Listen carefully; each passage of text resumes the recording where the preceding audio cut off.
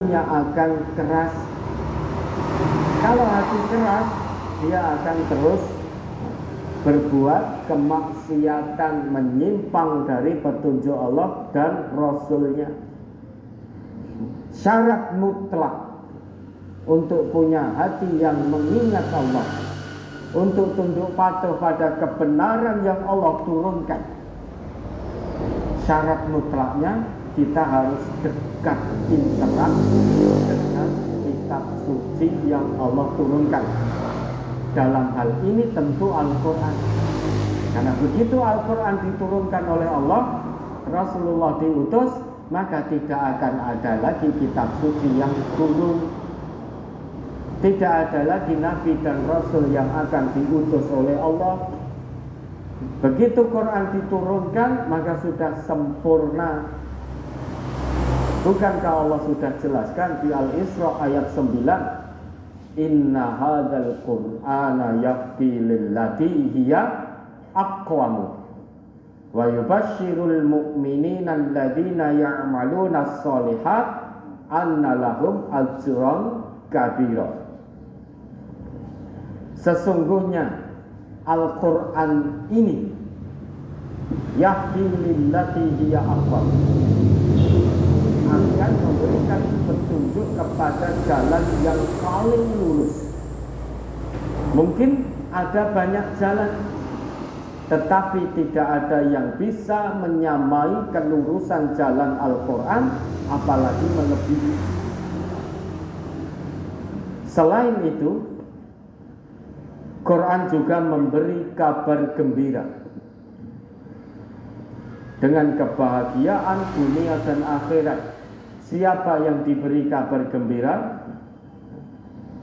Yaitu orang-orang yang mukmin.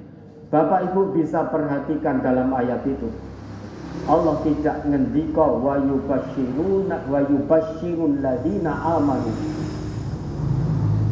tetapi Allah ngendika wa yubasyirul mu'minina. Allah tidak lagi ngendika wa yubasyirul ladina amanu, tetapi Allah langsung sebut bahwa yang akan diberi kabar gembira oleh Al-Quran yaitu orang yang mukmin. Tidak hanya sebatas amanu, tapi mukminun. Mukmin, kalau Allah sudah sebut langsung mukmin, berarti ini mukmin shadiq, keimanan yang benar, keimanan yang lurus, keimanan yang mantap.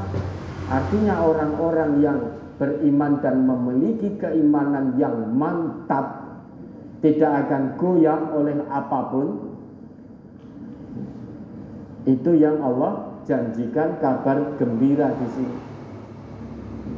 Tanda bahwa seseorang itu punya keimanan yang mantap dibuktikan dengan amal soleh, alladzina ya'maluna sholihat. Kan sementara ada orang ngaku beriman kepada Allah tetapi tidak mau beramal soleh. Sedangkan iman itu tidak hanya di lisan. Yang namanya iman itu bil lisan, bil qalbi, bil jawarih. Dengan lisan, dengan hati, dengan perbuatan, yaitu amal soleh.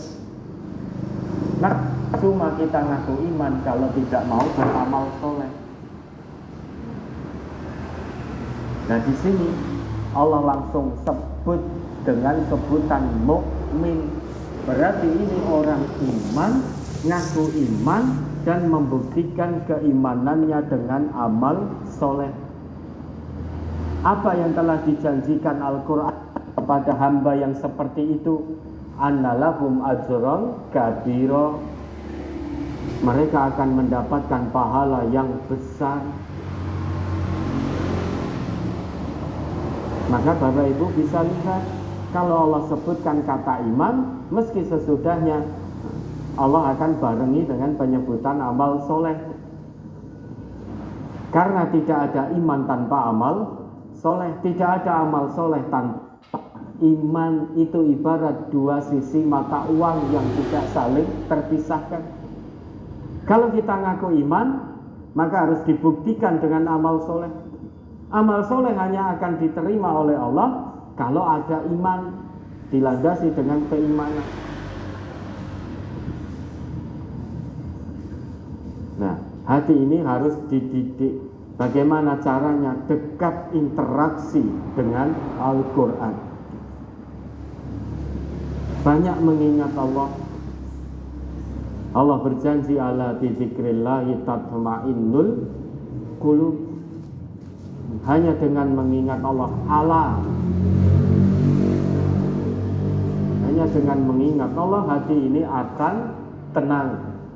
Ala itu harfu istihdar wa taukid. Ala itu huruf yang berfungsi untuk membuka informasi dan menekankan informasi. Allah sudah berikan informasi, kalau hatimu ingin tenang, banyak mengingat Allah. Maka di Ar-Ra'd 28 itu Allah katakan, ala bi dzikrillahi tatma'innul qulub. Allah gunakan ala harfu istihdar wa taukid. Huruf yang berfungsi untuk membuka informasi dan menekankan informasi. Kalau hati ingin tenang, hati ingin khusyuk, banyak mengingat Allah. Ini tawaran yang Allah berikan. Tinggal kita mau tidak menyambut, mengambil tawaran dari Allah. Apapun kesulitannya, kalau kita mau mengambil tawaran Allah ini, hati akan tenang. Allah uji sakit, jangan ngeluh dulu. Allah uji sakit, terus banyak zikrullah, banyak mengingat Allah. Namun zikrullah di situ tidak hanya di lisan, berusaha untuk menyambungkan dengan hati, maka hati akan tenang. Kalau zikrullah hanya di lisan, kita tidak mau berusaha menyambungkan dengan hati. Pertama zikrullah, astagfirullah, astagfirullah, barwi Rasulullah, ya Allah, kok orang ini koyong ini piye ra wis sudah 10 tahun lebih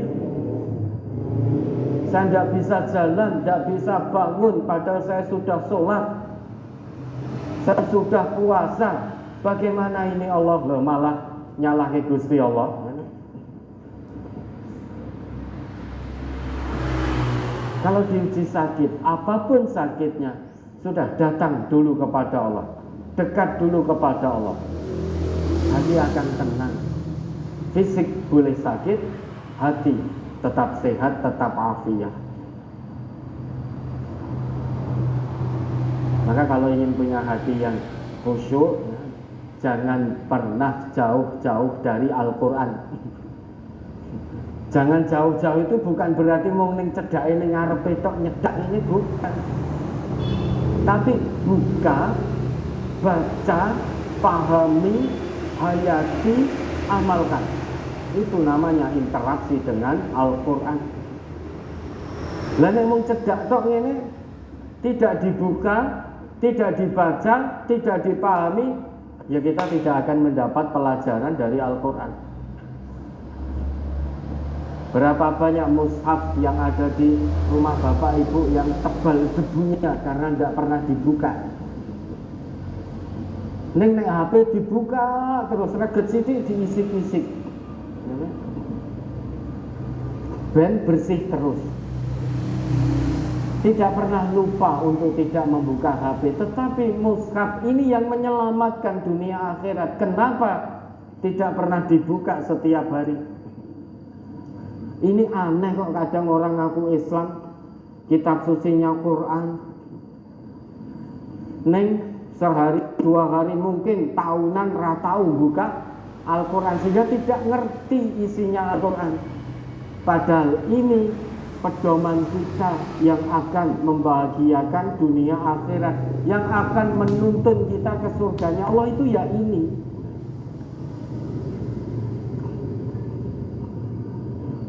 Bertahun-tahun tidak interaksi dengan Al-Quran dalam makna yang sebenarnya, hati tenang saja. 5 menit ora interaksi dengan internet gelisah. Aneh gitu.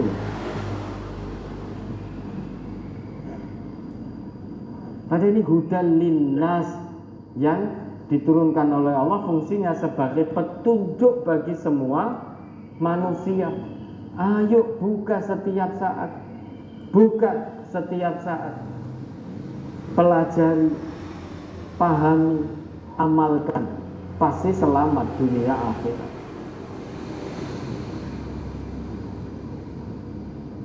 Nabi kita kan bersabda, Al-Quran syafi'un musyafa'un. Quran itu pertolongan yang pasti diterima pertolongannya oleh Allah. Wa maghilun musaddaqun, pembela yang pasti diterima pembelaannya oleh Allah. Man ja'alahu amamahu qadahu ilal jannah.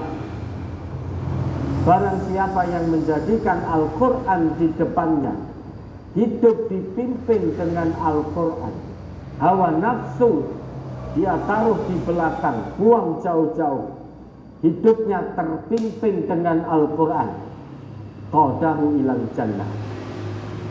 Al-Quran akan menuntunnya menuju surganya Allah.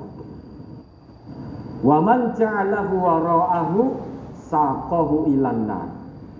Barang siapa yang menjadikan Al-Quran di belakangnya, hawa nafsu di depannya, hidup menjadi budak hawa nafsu, hidup tidak lagi dengan wahyu Al-Quran, tetapi dengan hawa nafsu, maka mau atau tidak mau, rela atau tidak rela, Quran akan menyeretnya ke neraka. Ini Nabi yang memberikan informasi. Kalau informasi dari Nabi tidak kita percaya, lantas jenengan mau percaya dengan informasi siapa? Maka mari interaksi dengan Al-Quran dengan makna yang sebenarnya, amalkan, niscaya hati akan tunduk, hati akan taat. Jika diseru kepada Allah dan Rasul, kita tidak akan mengatakan kecuali sami'na wa ata'na, kami dengar, kami taat, kami tidak menawar, kami tidak bangkang. Tinggal laksanakan semaksimalnya apa yang menjadi perintah Allah dan Rasul, tinggalkan semaksimalnya apa yang menjadi larangan Allah dan Rasul. Ada lagi? Halaman 4 pada surat An-Nisa ayat 79. Ma asabaka min hasanatin fa min Allah wa ma asabaka min sayyi'atin fa min nafsik wa arsalnaka lin-nasi rasula wa kafa billahi syahida. Apa saja nikmat yang kamu peroleh adalah dari Allah, dan apa saja bencana yang menimpamu maka dari kesalahan dirimu sendiri. Kami mengutusmu menjadi rasul kepada segenap manusia, dan cukuplah Allah menjadi saksi. An-Nisa ayat 79. Bencana yang menimpamu dari kesalahanmu sendiri. Bagaimana memahami bahwa segala sesuatu itu terjadi atas izin Allah, termasuk bencana karena kesalahan diri kita sendiri. Allah kan sudah berikan petunjuknya. Kalau kita diuji dengan bencana, dengan kesulitan, itu sabar, maka kesudahannya akan baik. Tapi kalau berkesah, kesudahannya akan buruk. Lah kok kita sampai bisa tertimpa keburukan? Itu bukan dari Allah. Karena Allah perintahkan kita untuk meniti jalan keselamatan, kenapa kita justru bermaksiat? Allah perintahkan kita untuk jujur, kenapa kita pilih bohong? Allah perintahkan kita jangan sogok suap, kenapa kita malah milih sogok suap? Dan seterusnya dan seterusnya. Sebetulnya Allah itu hanya menghendaki kebaikan terhadap hambanya, tetapi sering sekali hambanya memilih keburukan.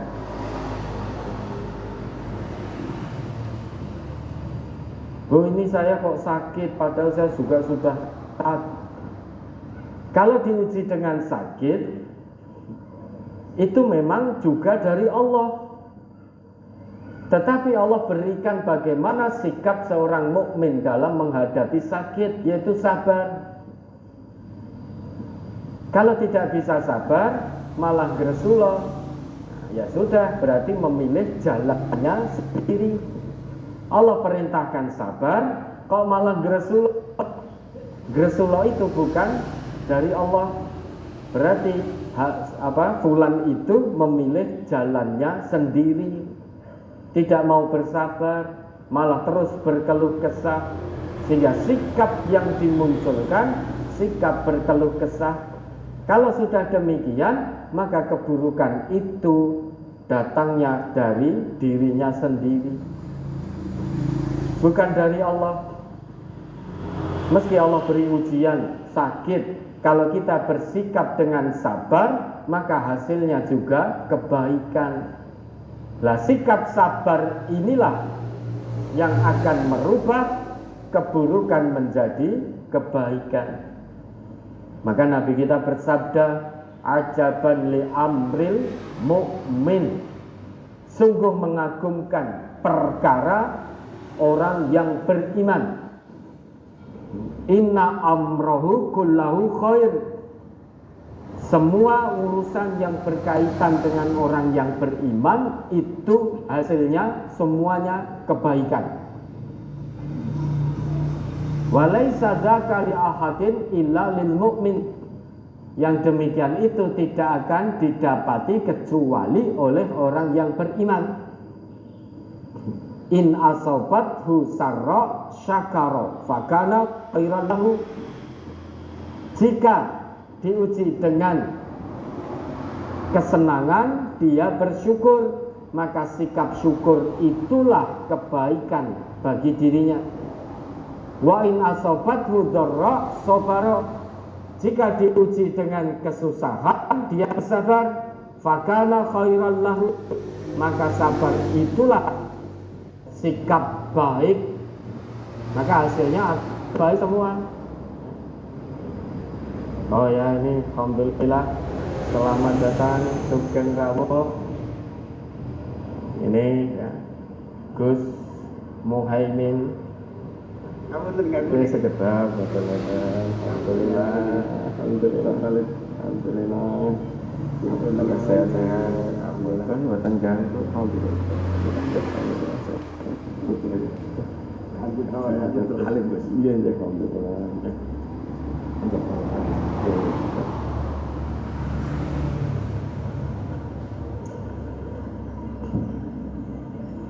Ya, baik, alhamdulillah, mengucapkan sugeng rawuh pada Gus Muhaimin Iskandar yang kita kenal, yang lebih familiar dengan nama Aimin. Alhamdulillah, ini beliau calon wakil presiden yang sudah resmi mendaftar.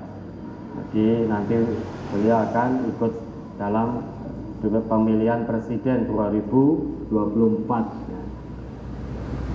Dan juga ini alhamdulillah kita juga kerawuan beliau Bapak Menteri kita Gus Abdul Halim Iskandar. Alhamdulillah sugeng rawuh Gus. Ya baik, nanti beliau akan menyapa kita ya. Jadi MTA ini siapapun yang rawuh ke sini itu sebagai tamu kami, silaturahim dengan kami, insya Allah semua akan kita beri kesempatan. Siapapun itu, calon presiden, calon wakil presiden 2024 ada berapa calon? 3. Yang rawuh ke sini alhamdulillah silaturahim dengan MTA mudah-mudahan semakin erat jalinan kita, persaudaraan kita. Perlu kami informasikan pada Cak Imin dan Gus Halim, saya lebih familiar dengan Cak Imin, lebih nyaman di lisan dan pangapunten. Perlu kami informasikan MTA ini sebagai lembaga dakwah, meski namanya MTA, kalau diterjemahkan artinya koyone antep banget majelis tafsir Al-Quran, sepertinya menafsirkan Al-Quran, tapi MTA ini tidak menafsirkan Al-Quran. Kami hanya mempelajari semua tafsir yang ada. Dan alhamdulillah saat ini Allah menitipkan pada kami sejumlah 758 cabang dan perwakilan tersebar di seluruh Indonesia. Kegiatan MTA ini yang ngaji, memahami dan mengamalkan hasil pengajian. Karena kita ngaji kalau tidak diamalkan kan ya sama saja seperti pohon tanpa buah. Sehingga MTA ini insya Allah isinya tentang keislaman, kemanusiaan, kemasyarakatan, sosial dan lain sebagainya. Setiap Ahad ini menjadi kegiatan rutin kami. Jadi dari berbagai daerah, tapi yang paling banyak Solo Raya karena memang dekat dengan pusatnya, dengan gedung ini. Ini dari lantai 1 sampai lantai 4. Setiap Ahad tidak ada yang mengundang Bapak Ibu ini rawuh sendiri ke sini. Tidak ada yang mengundang, saya tidak pernah mengundang beliau-beliau. Tapi rawuh sendiri di sini. Ya kita bertemu di majelis ilmu di sini, sama-sama mengkaji, memahami, dan nanti setelah pulang di rumah masing-masing wajib mengamalkan hasil pengajiannya. Kalau ada warga MTA yang tidak mau mengamalkan hasil pengajiannya, mohon maaf itu bukan warga MTA. Karena syarat mutlak ngaji di MTA ini harus mengamalkan hasil ngajinya. Dan satu kehormatan Bapak Ibu, kajian kita hari ini kita kerawan beliau berdua. Saya rasa panjenengan juga sudah sangat familiar dengan beliau berdua. Ini satu kehormatan, MTA kerawan Bapak Menteri dan juga beliau sebagai Wakil Ketua DPR ya, Gus Muhaimin Iskandar ini. Sekaligus beliau 2024 akan maju sebagai calon wakil presiden. Oleh karenanya kesempatan yang sangat berharga ini Bapak Ibu, sebelum nanti kita melanjutkan kajian kita mohonkan kepada beliau untuk menyapa, memberikan kulaimat, pesan dan nasihatnya, menyapa Bapak Ibu semuanya, sehingga kerawan beliau ke sini benar-benar bisa memberikan manfaat untuk kita semua. Nanti kami mohonkan pula Gus Imin dan juga Gus Halim untuk menyapa. Panjenengan berdua ke sini harus menyapa, menyapa kami, dan kami mohonkan untuk memberikan kesempatan tanya jawab nanti kepada Bapak Ibu. Apa yang perlu ditanyakan, apa yang perlu dijawab, nanti kami berikan permohonan panjenengan berdua kerso memberikan waktu untuk tanya jawab bagi Bapak Ibu jamaah yang hari ini rawuh. Baik Bapak Ibu, untuk menyingkat waktu karena waktu beliau sangat terbatas. Waktu beliau sangat terbatas, waktu beliau berdua. Untuk menyingkat waktu kami mohonkan kepada Cak Imin untuk bisa memberikan pesan, nasihat, kulaimat beliau kepada kita semua. Waktu dan tempat kami persilahkan. Monggo. Oh iya kan di sini, monggo. Baik, Bapak Ibu sekalian yang kami hormati, kita berbahagia sekali di kajian akad pagi hari ini sangat istimewa. Kerawan beliau yang tadi telah diperkenalkan oleh Al-Ustadz Caimin selaku Wakil Ketua DPR RI, yang pada kali ini kami mohon untuk berkenan menyampaikan pesan, menyampaikan nasihat dan tausiahnya kepada kita semuanya, yang sebetulnya ini juga hadir Pak Menteri Desa Pembangunan Daerah Tertinggal dan Transmigrasi, yaitu Gus Halim. Namun tadi saya aturi memberikan nasihat tausiahnya, beliau cukup Caimin mawon gitu loh. Perkenan itu monggo sepenuhnya waktu kami aturkan kepada Caimin. Barangkali Caimin ada waktu, monggo bebas saja. Tentunya kesepakatannya 30 menit, namun kami kira lebih panjang, tidak masalah ini Caimin. Barangkali juga ada hal dari Bapak Ibu saudara sekalian, karena ini diikuti Bapak Ibu dari lantai 1, 2, 3, 4, barangkali nanti ada yang mau nanyakan sesuatu dan sebagainya, silahkan mulai saat ini dicatat dulu barangkali. Nanti besok atau nanti setelah beliau menyampaikan dapat disampaikan kepada Caimin. Untuk itu waktu sepenuhnya kami aturkan. Monggo Caimin.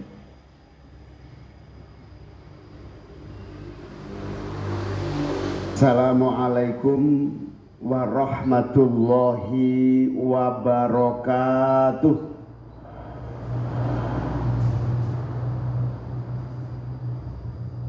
Bismillahirrahmanirrahim. Alhamdulillahilladzi arsala rasulahu bil huda wa dinil haqq liyudhhirahu 'alad dini kullih walau karihal kafirun. Asyhadu an la ilaha illallah wahdahu la syarikalah, lahul mulku wa lahul hamdu, yuhyi wa yumitu wa huwa ala kulli syai'in qadir. Allahumma shalli wa sallim wa barik ala sayyidina Muhammad wa ala alihi wa ashabihi ajma'in. Rabbi shrah li sadri wa yassir li amri wahlul 'uqdatam min lisani yafqahu qawli, amma ba'du. Yang saya muliakan para kiai, para ulama, wabil khusus Al-Mukarram Al-Ustadz Bapak Kiai Nur Khalid Saifullah LC MHum,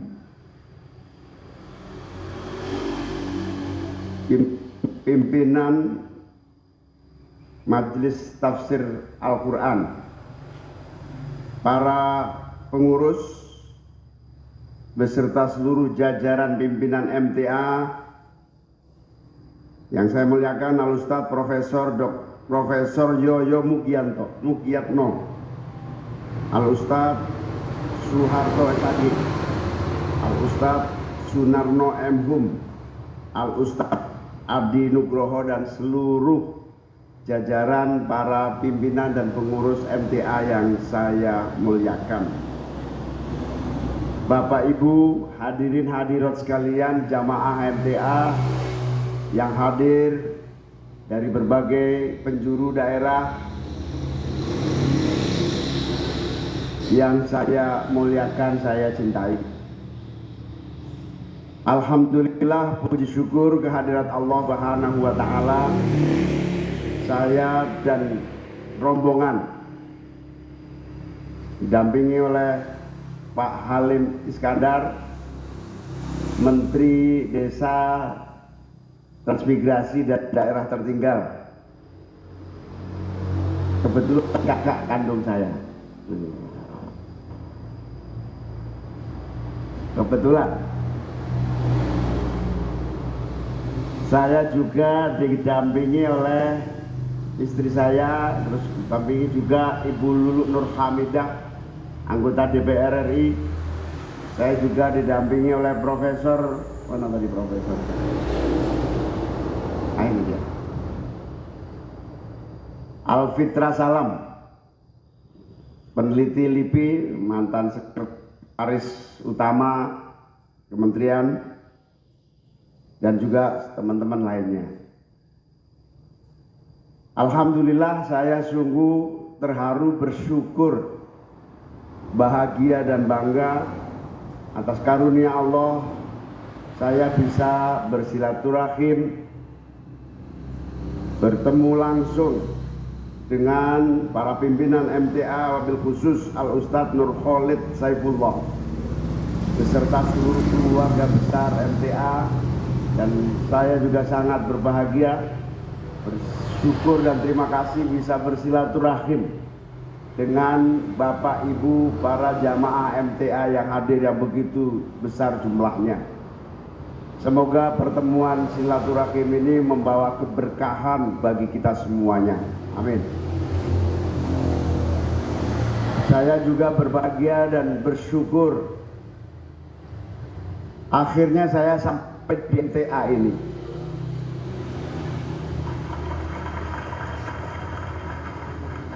Saya mendengar MTA ini jauh hari. Mungkin saya baru lulus di Yogyakarta. MTA sangat populer, terkenal. Memang kalau mau terkenal harus kontroversial dulu.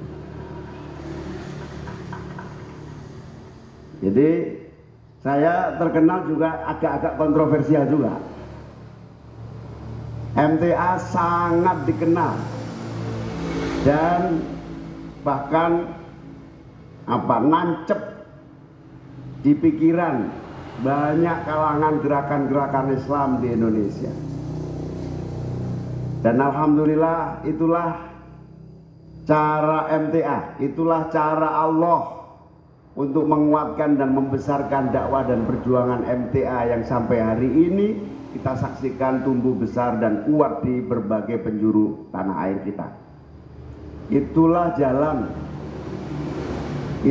jalan Allah yang akhirnya membawa MTA bukan saja diikuti, dikenal, tetapi juga menjadi bagian dari gerakan-gerakan dakwah Islamiyah di seluruh Indonesia. Alhamdulillah. Para ustadz dan para pimpinan serta para hadirin yang saya muliakan. Dalam setiap zaman, dalam setiap era memang begitulah dialektika, begitulah yang namanya dinamika, begitulah yang namanya dialog terjadi di antara seluruh